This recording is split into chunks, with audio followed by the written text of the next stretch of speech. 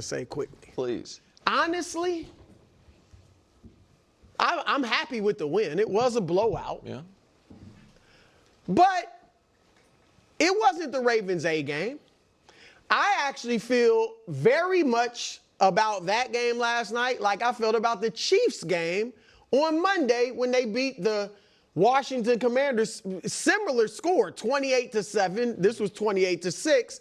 First half, like the Commanders, I thought outplayed the Chiefs. I actually thought Miami outplayed the Ravens. All right, Ravens had some timely takeaways, and they bent but didn't break on defense.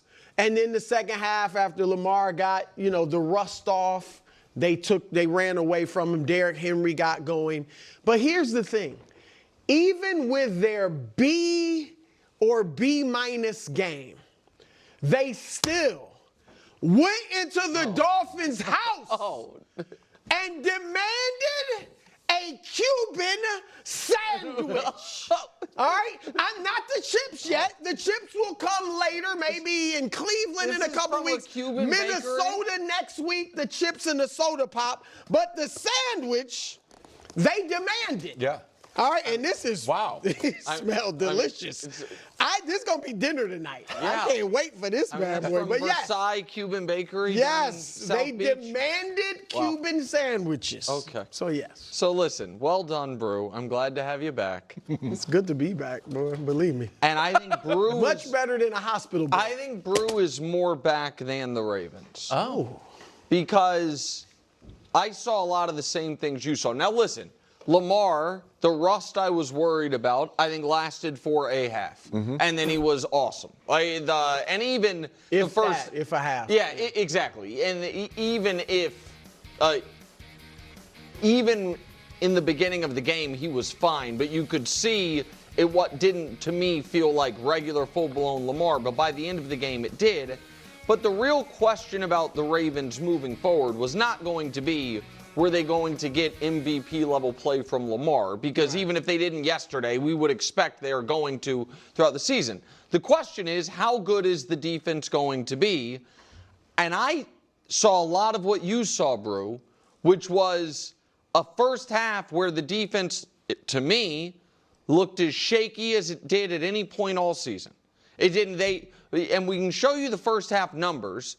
It's jarring how much Miami dominated that first half, a 116 yardage differential, more than doubling them up, the third biggest by any team in a loss this year.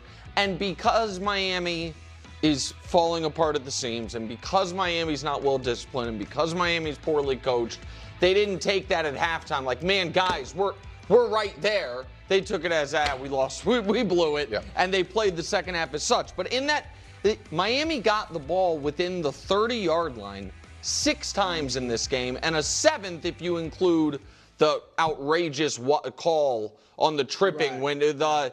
And in the first half, it went field goal, fumble, which was a forced fumble. I give him credit. Then the 4th and 1 false start into a missed field goal. Then the drive with the tripping penalty that took it outside of the 10-yard line. Then a field goal. Then the cartoonish 4th down slot fade to Achane. Yeah, it looked like that was Achane's fault. I mean, it was obviously. I'm going to put it on the play caller because you can't call a slot fade to a 5'9" guy. Who's really a running back. Right. And so I'm not trying to rain on the Ravens keeping their season alive and Lamar by the end of the game looking awesome. Another game with an insane stat line, nearly as many touchdowns and incompletions. But I didn't see this transformation defensively. And what I've seen the last 2 weeks defensively is the Ravens haven't turned the ball over and they first forced 4, and that has gone a long way because in the last 2 weeks, they've actually been outgained by the opponent. Okay. This is what we call missing the forest for the trees. And it's just, I had a belief going into this game, and I'm sticking to it. Even the way how Nick started off, where he's like, the rust that I thought was going to be there, it lasted for about a half. It was never there. It was never there. Like I said, with my chest out yesterday, there's not going to be any rust. He missed 3 games. This is Lamar Jackson, a seasoned veteran who's an elite quarterback. There's no rust here. And then it's still trying to force this narrow take. And listen, the Miami Dolphins always have on the table the ability to move the ball, to put up points. They just do. McDaniel is a great offensive mind. Tua is not this absolute trash bad quarterback. I know everyone likes to pile on him, and I get it.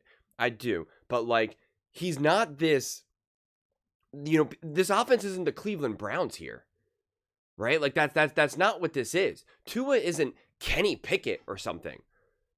Will Levis. Like, again, I know Tua opens up the door for everyone to kind of rag on him, and I get it. But, like, he's not this absolute awful quarterback. And, again, even though this team is coached poorly in the sense of the organization itself, make no mistake about it. Like, when this team was firing at all cylinders, a few years ago when they were all healthy and they built this thing initially, like, it was one of the most high-powered offenses in the NFL. I mean, that's just a real thing that existed. Obviously, Tyreek Hill was there and whatnot.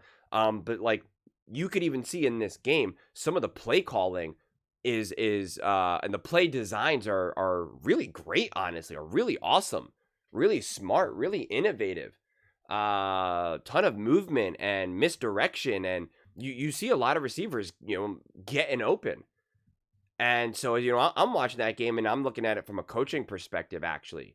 Because at this point, I don't really care about the players because I'm like, where's the coaching staff going to go next? Because it doesn't feel like they're staying in Miami. And I was just trying to think, I'm like, what would the Eagles look like with this? What would the Bills look like with this? And I'm just like, really fascinating play calling, really fascinating play designs, and obviously still some mistakes, make no doubt about it, like that 4th down call, which I agree with. But there's still a lot of juice there. Now, I do think the Ravens need to play better defense, to be clear, because I do agree with the sentiment that this game was actually a lot closer than it looked, and that the Dolphins really did hurt themselves.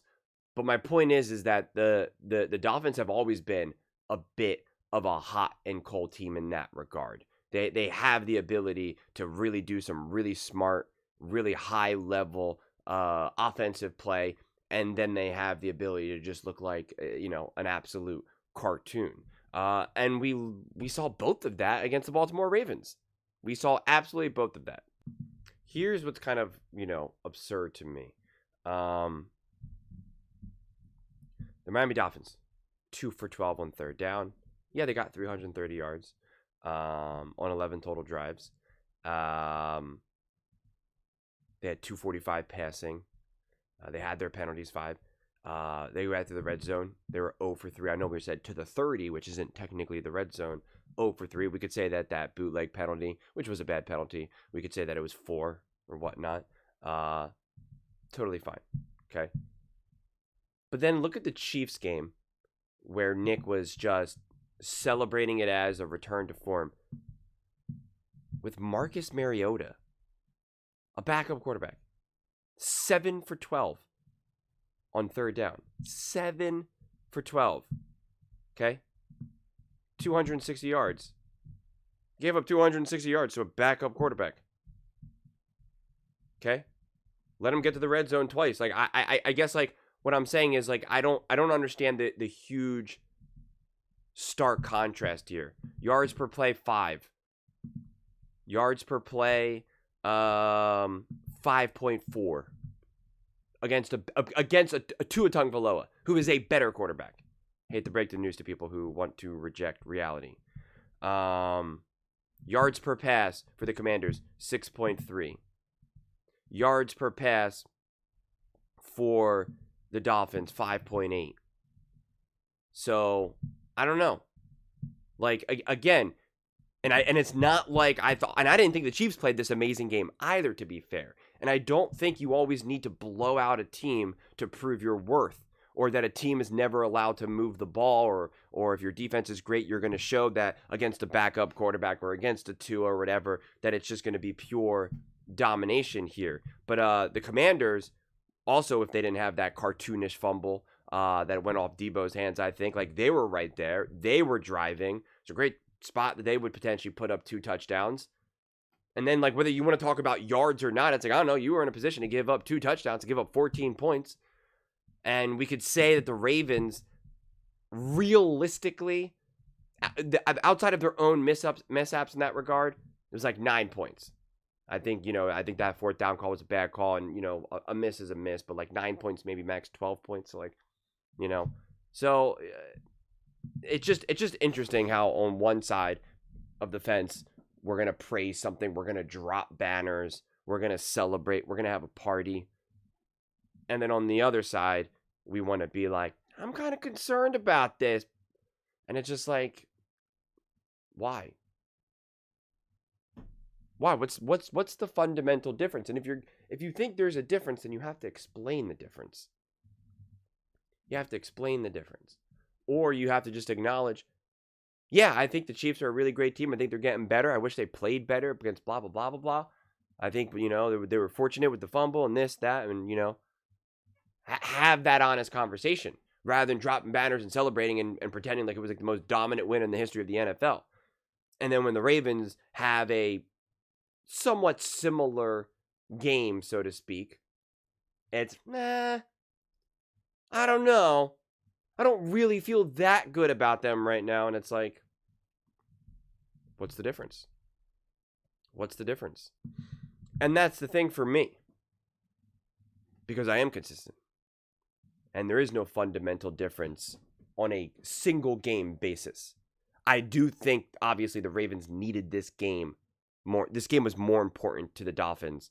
Excuse me. Beating the Dolphins was more important to the Ravens than it was for the Chiefs to beat the Commanders. Yes, from a standing standpoint and whatnot, but the Ravens really needed this. Lamar Jackson coming back. They needed to feel like Lamar's back and we're playing better. We're building this momentum in a way that I think that the Chiefs are just more resilient to.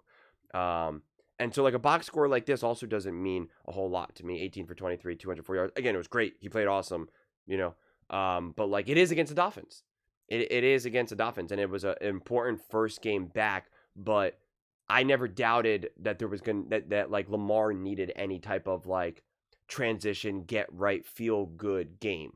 I don't see Lamar as some weak little kid. I see him as that guy.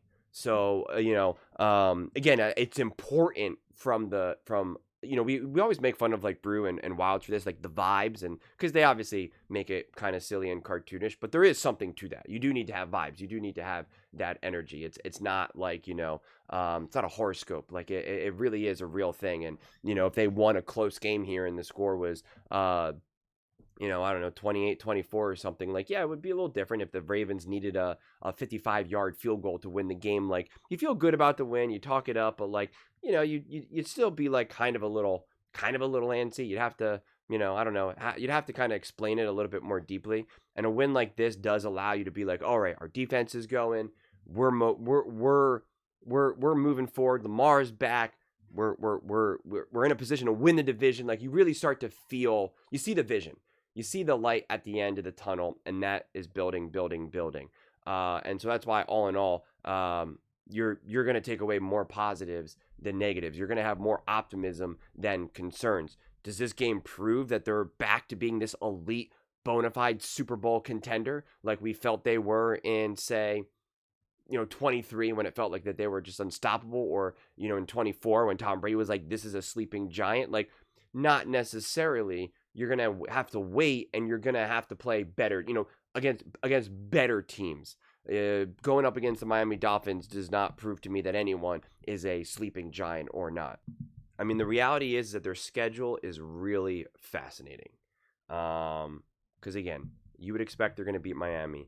Minnesota, I mean, unless J.J. McCarthy proves to be that dude and that dude today, it's just, how you're not going to pick the Ravens. And again, I know Cleveland, tough defense, blah, blah. That doesn't matter, right? This is the Baltimore Ravens. You're going up against the Browns. Get after it. The New York Jets, too. The most interesting team is the Cincinnati Bengals in this lineup for the first chunk of, that I'm going through, because is Joe Flacco healthy? I know he's a little banged up. That offense has been good with Flacco, but of course that defense continues to be awful. It's a divisional game. It's a unique divisional game with Flacco, Ravens, Bengals. Like, it's, again, you're going to obviously pick the Ravens in that, but, I'm just more open to things getting like a little weird in that game. Same thing with the Steelers. But like, since those are divisional games, since those are pretty unique, I can't really consider those necessarily barometer games. it's just they're just too weird of situations, and who knows what the Steelers look like by December. I mean, who knows what the Bengals look like by pretty much December. You know, who knows? And then again, now you're going up against the Patriots, which are going to be fascinating because obviously, you know, in November they have so much momentum right now, and it feels like they're on top of the world. And you're like, this is a real team. Like this is a real contender. Who knows what it still looks like by the end of December? And you know, like, and it's just an interesting situation.